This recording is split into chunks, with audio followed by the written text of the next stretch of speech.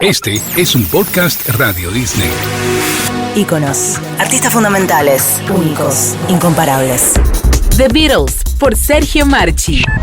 Episodio 3. Revolución. En 1966, a 3 años del comienzo de la Beatlemanía y contra todos los pronósticos, los Beatles permanecían en la cumbre de la música. Conquistaron el Reino Unido, Europa, Estados Unidos, la industria discográfica, los estudios cinematográficos y el mundo del merchandising. No solo eran la banda más popular sobre la Tierra, sino también una de las industrias más prósperas. Pronto habría cambios, no solo porque los Beatles fueran a producirlos. La juventud estaba cambiando. Dejemos que Sergio Marchi nos cuente lo que sucedía.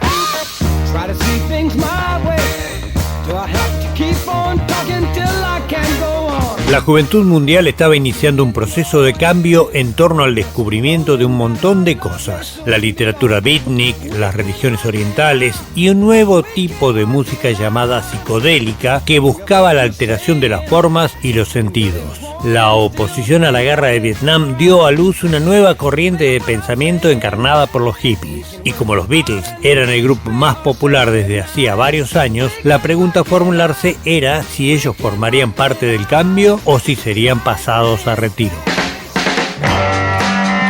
Por su lado, los Beatles atravesaron un periodo de inestabilidad. George y Ringo se habían casado, al igual que John Lennon unos años atrás, mientras Paul McCartney mantenía su compromiso con la actriz Jane Asher, pero sus vidas estaban acusando el paso de las giras y el cansancio de tener que tocar sin escucharse y vivir una vida de cuarto de hotel.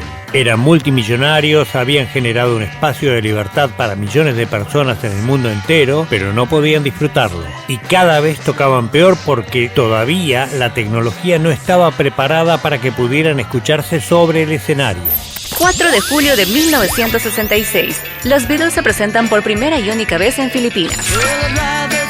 El cuarteto había iniciado una gira muy larga que había arrancado en Hamburgo, Alemania, gira que los llevó hasta Japón y finalmente los depositó en Manila, capital de Filipinas. Llegaron exhaustos y la esposa del presidente Ferdinand Marcos, Imelda, organizó sin su consentimiento un agasajo al que los Beatles no concurrieron para poder estar mínimamente descansados para su show del día siguiente. El gobierno filipino convirtió la falta en un desaire nacional y volvieron al público en contra de los Beatles. Prácticamente tuvieron que huir de Filipinas por la hostilidad manifiesta de las autoridades y las fuerzas de seguridad. Pasaron momentos verdaderamente dramáticos donde no supieron si saldrían vivos o no. Fue esa situación la que los llevó a plantearse una decisión drástica: dejar de tocar en directo. Paperback Writer. La suspensión de los shows en vivo no fue una decisión unánime. George Harrison fue el más activo en apoyar la medida y contó con el apoyo de John Lennon, mientras que Ringo Starr sumó su voto. Paul McCartney quería seguir adelante con las presentaciones, pero quedó en minoría. Los Beatles anunciaron su decisión con un comunicado de prensa en el que hicieron saber que la próxima gira por Estados Unidos sería la última de sus carreras, con el objetivo de disponer de más tiempo para desarrollar su música en los estudios. El show final se produjo el 29 de agosto en el Candlestick Park de San Francisco. Comenzaba una nueva era. El 13 de agosto de 1966, los Beatles lanzan su séptimo disco de estudio, Revolver. Con respecto a la pregunta de si los Beatles se sumarían a los cambios que la música juvenil estaba experimentando o si finalmente iban a sucumbir, la respuesta fue que ellos serían los que llevarían los cambios adelante. Y eso se manifestó el primer día de grabación de Revolver, su nuevo disco, donde John Lennon comenzó a grabar una canción radicalmente distinta a todo lo que habían hecho y proclamó: "Quiero que mi voz suene como la del Dalai Lama cantando desde la punta de una montaña". Wow.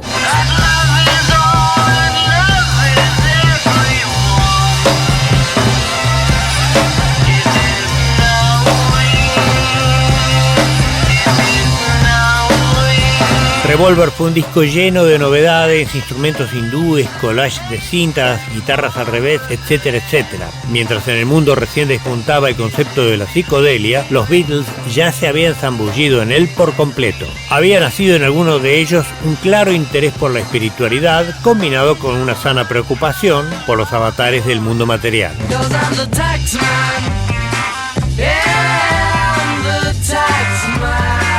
Una de las canciones más populares de Revolver fue un tema a medida que John y Paul hicieron para Ringo Starr. Se trató de una canción pensada para niños, pero que utilizó toda clase de sonidos y para lograr el ambiente necesario, George Martin permitió que los Beatles experimentaran con una enorme cantidad de instrumentos y efectos.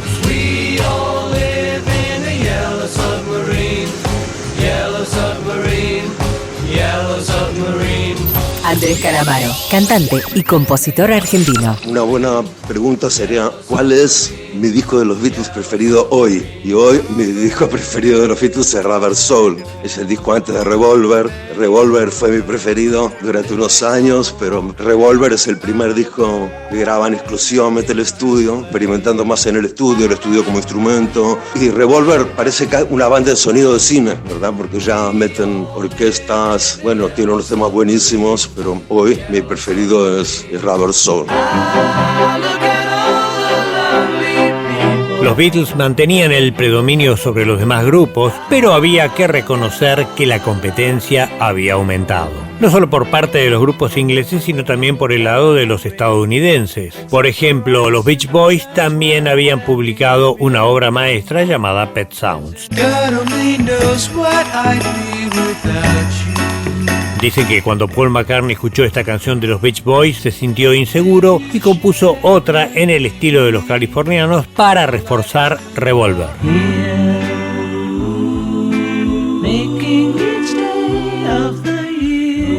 Se trataba de una falsa alarma. Los Beach Boys habían crecido como el resto de los grupos, pero no había banda capaz de hacerle sombra a los fabulosos de Liverpool, que ahora, despejados de las giras, disponían de todo el tiempo del mundo para componer canciones que los llevarían a un salto evolutivo asombroso.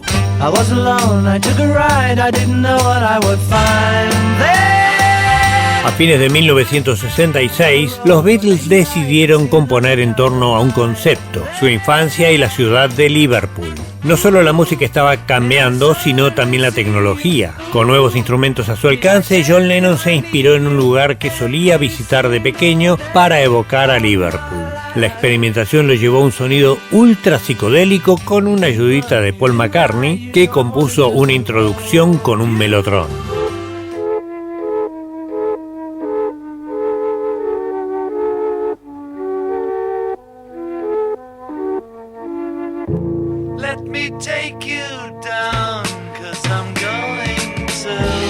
Strawberry Fields era un campo de juegos de un orfanato del Ejército de Salvación cercano a la casa de Mimi, la tía que crió a John Lennon, y donde él iba a jugar con los otros chicos. Paul McCartney también tenía sus recuerdos de días felices y le compuso un tema a una calle de Liverpool descrita con absoluto detalle.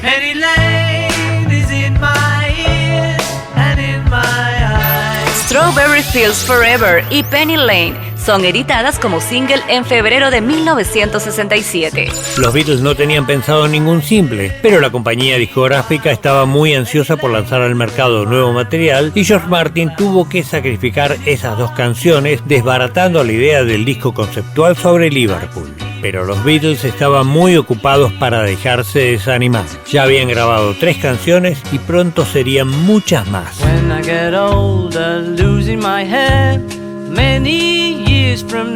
La inspiración fluía a borbotones dentro del estudio de grabación y cualquier cosa podía ser el motivo de una nueva canción, como lo fue un dibujo que hiciera Julian, el hijo de John. Se trataba de Lucy, una compañera de colegio en unas nubes con unas joyas. Cuando Lennon le preguntó a su hijo qué era eso que había dibujado, Julian respondió que era Lucy en el cielo con diamantes.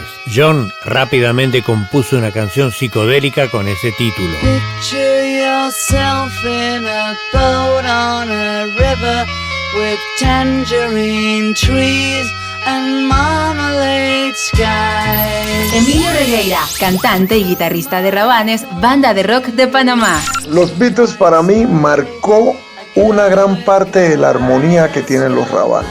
Y la gente dirá, ¿qué tiene que ver con los Rabanes? Pero canciones como I Want to Hold Your Hand, Twist and Shout, las escuché de pequeño y wow, me gustaron mucho cómo sonaban. Pero si te soy honesto, cuando redescubrí más a los Beatles fue con mi hermano el maestro Pipón, Cristian Torres, que sí es el verdadero fan de los Beatles, y me enseñó muchos discos, muchos temas que no eran precisamente hits, pero fui descubriendo la armonía vocal, la armonía en las guitarras, qué hacían las guitarras versus el bajo, los colores de las voces, muchas cosas que marcaron el background de los Rabanes. Si te tengo que decir una canción, Lucy in the Sky with Diamonds, un temazo de verdad.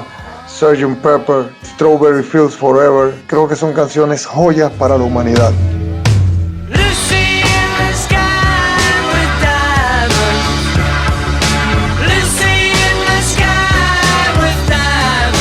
La nueva obra de los Beatles cobraba una forma multicolor, casi alucinatoria, pero ellos sentían que requería de un concepto.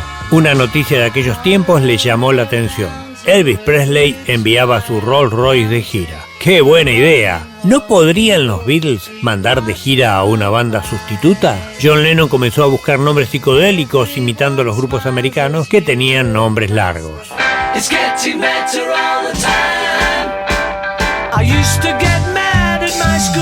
George Harrison y Paul McCartney viajaron a California para poder observar el fenómeno de los hippies y la nueva conciencia mundial que parecía estar despertando. En el avión de vuelta, Mal Evans, el asistente de los Beatles, que regresaba con Paul a Inglaterra, juntó el salero y el pimentero para condimentar una comida. Salt and Pepper. Paul McCartney gritó Eureka. El nombre de esa banda sustituta sería Sgt. Pepper.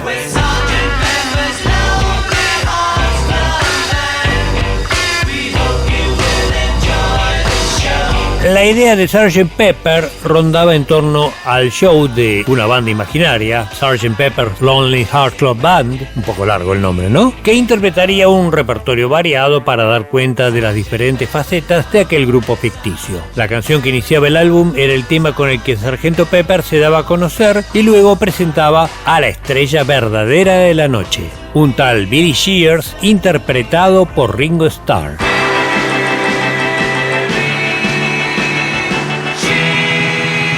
El tema más importante de Sgt. Pepper fue el último, una suerte de bis del show imaginario. La canción se llamó Un día en la vida. Allí, por primera vez, los Beatles contaron con una orquesta sinfónica que tendría la función de generar un caos sonoro para poder empalmar dos fragmentos de una canción de Lennon con otra de Paul.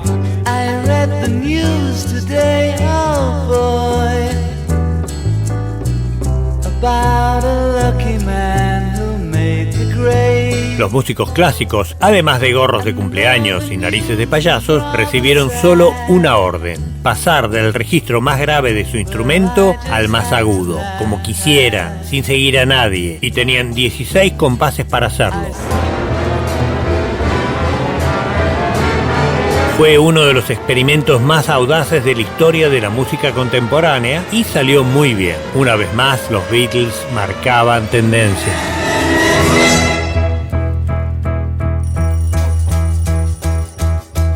Woke up, fell out of bed, dragged a comb across my head. La parte de Paul traía la realidad a la canción. Era el despertar y la apurada salida del trabajo para después volver a entrar en un ensueño.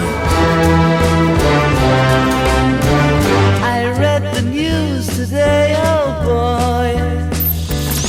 Sgt. Pepper's Lonely Hearts Club Band se publicó el 1 de junio de 1967. Sería la banda de sonido del verano del amor. El mundo cambiaba aceleradamente y los Beatles lideraban ese cambio. Sgt. Pepper elevó al rock a la categoría de arte. Todo sería muy distinto.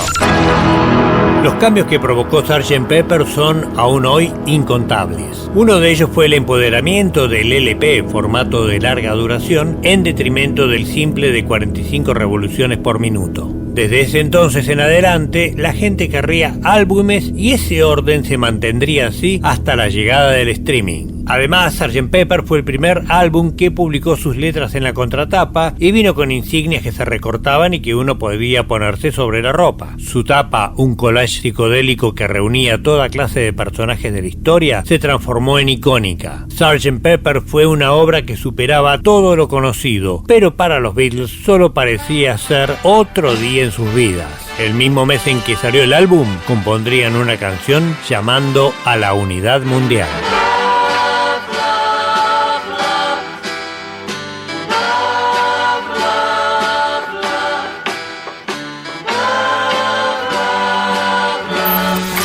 El 25 de junio de 1967, los Beatles participarían del primer festival global titulado Our World, que se transmitiría vía satélite a una audiencia estimada en 400 millones de espectadores. Como embajadores británicos, los Beatles estrenaron All You Need Is Love, todo lo que necesitas es amor. All you need is love.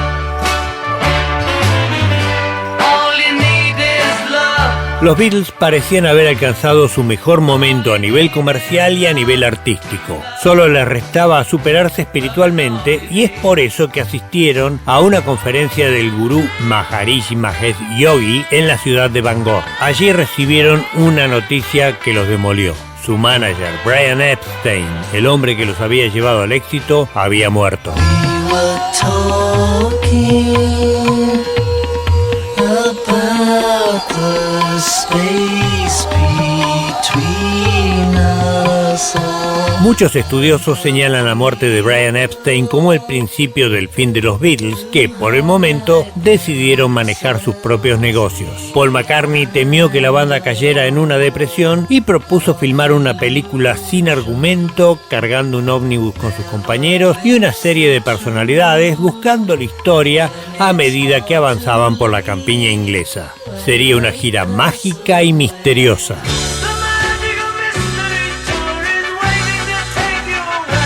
La gira fue más misteriosa que mágica y la improvisación no dio los resultados esperados.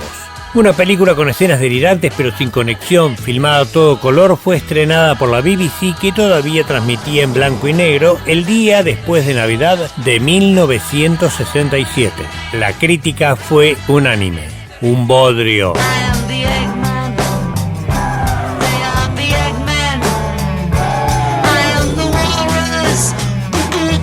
En 1968 los Beatles cambiarían de rumbo y viajarían con sus mujeres a la India para practicar meditación trascendental con el Maharishi a los pies de la cordillera del Himalaya. Ringo solo se quedó una semana porque no le gustaba la comida. Paul permaneció todo un mes, John y George se quedaron 3. En todo ese tiempo limpiaron sus cuerpos, aclararon sus mentes y compusieron muchísimas canciones. Los Beatles se pusieron a trabajar en un álbum nuevo y quisieron que fuera la antítesis de Sgt. Pepper. Si el anterior había sido sofisticado y perfecto, el nuevo sería más directo y menos prolijo, pero también sería muy diverso. George Harrison tendría más espacio para sus canciones y hasta Ringo Starr podría incluir su primera composición. Don't pass me by, don't make me cry, don't make me blue. 'Cause you know, darling, I love only you. De entrada pudo observarse una atmósfera distinta en el seno de los Beatles. Lo que antes había sido un equipo, ahora parecía funcionar en torno a las individualidades. Quien traía la canción daba las órdenes y el resto acompañaba. La atmósfera se rareció, sobre todo cuando John Lennon comenzó a ir a las sesiones acompañado de una artista japonesa llamada Yoko Ono, que, además de ser su nueva mujer, opinaba y se sentaba sobre el amplificador de Paul McCartney. Sexy Sadie, you broke the rules. Mientras los Beatles comenzaban la grabación de un próximo álbum, su disquera lanzó al mercado un nuevo sencillo, el 13 de marzo de 1968, Lady Madonna. Lady Madonna, children at your feet, wonder how you manage to make ends meet. En esta canción, Paul McCartney toca el piano en el estilo de Fats Domino, una de sus tantas influencias. Mientras tanto, en los estudios, George Harrison tomaba nota de la presencia de Yoko Ono y realizó una audaz jugada. Invitó a Eric Clapton a tocar en una de sus canciones. Eric Clapton era considerado el mejor guitarrista de Inglaterra en ese momento y aún así era consciente de que los Beatles jamás habían tenido músicos invitados. Pero los Beatles tampoco acostumbraban a llevar a sus mujeres al estudio, por lo que la idea de George funcionó. Clapton contribuyó en mejorar la atmósfera grupal y dejó un solo de antología en un nuevo clásico.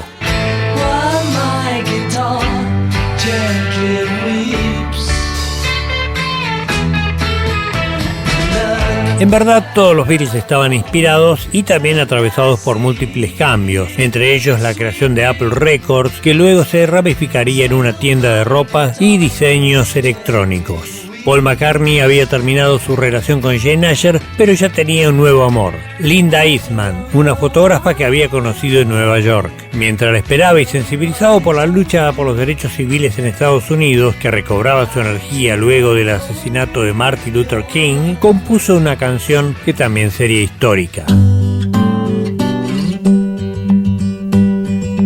Blackbird singing in the dead of night. Take these broken wings and learn to fly. Debbie Nova, cantautora costarricense. Para serles súper sincera, yo nunca escuché a los Beatles cuando era chica, cuando estaba creciendo. En mi casa no se escuchaban los Beatles y lo que me gustaba era el hip hop y el R&B, entonces pues como que nunca me llamaron la atención. Fue sino hasta que me fui a vivir a los Estados Unidos y ya en la universidad que empecé a descubrir la discografía de ellos. Me acuerdo perfectamente, fue en el momento que escuché la canción Blackbird, que hasta el día de hoy me parece una de las canciones más increíbles que se hayan escrito. Y me acuerdo que me compré Sgt. Pepper's, fue el primer álbum que me compré de los Beatles y de ahí pues me enamoré. Y entendí la magnitud de lo que ellos han hecho para la música, o sea, como cantautora, y empezar a analizar estas canciones que aparentan ser muy simples, pero son increíblemente complejas y tienen unas letras y cadencias y secuencias armónicas bastante difíciles de lograr, y no por nada son una de las bandas más influyentes de nuestra música contemporánea. Así que gracias Beatles por todo lo que han hecho, por todo lo que nos han enseñado, y seguimos aprendiendo de ustedes. Hey Jude, don't make it bad. Take a sad song and make it better. El 30 de agosto de 1968, los Beatles volvieron a editar un sencillo con dos caras A. De un lado, Hey Jude, una canción de Paul que duraba 7 minutos y terminaba con un coro colectivo. Del otro, John Lennon acusaba el paso del Mayo francés con su tema Revolution.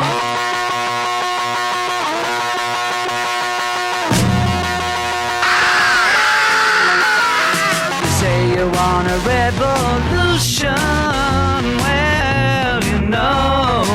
John Lennon quería que su Revolution fuera el lado A del nuevo simple de los Beatles, pero Hey Jude era imbatible y hasta el propio John reconoció que era una de las mejores canciones de Paul. Simultáneamente a la aparición del simple, los Beatles fueron dándole forma a un mosaico de canciones muy grande y variado que requirió de 2 discos. Y para marcar aún más la diferencia con Sgt. Pepper, buscaron una portada tan minimalista que terminó por ser completamente blanca y encontraron un título tan obvio como clásico. The Beatles. Lógicamente hoy todo el mundo conoce ese álbum doble como el álbum blanco.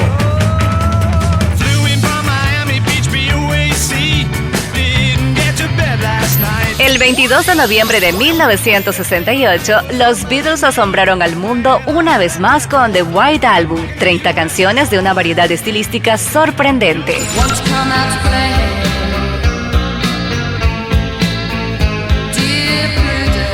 Cuando parecía que no se podía ir más alto, los Beatles desafiaron la ley de gravedad. El álbum blanco fue aclamado en el mundo entero y los Beatles parecían no tener fin. Sin embargo, en poco tiempo más tendrían que afrontar serias dificultades que se sumarían a las ya existentes.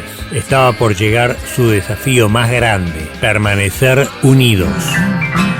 Cry, baby, cry. Make another sign. She's old enough to know better. So cry, baby, cry. En el siguiente episodio, la tensión interna crece, el intento por volver a sus raíces fracasa, pero antes de la separación de los Beatles graban uno de sus mejores discos. 50 años después, un descubrimiento cambia el final de la historia. The Beatles, por Sergio Marchi. En Iconos, un podcast Radio Disney.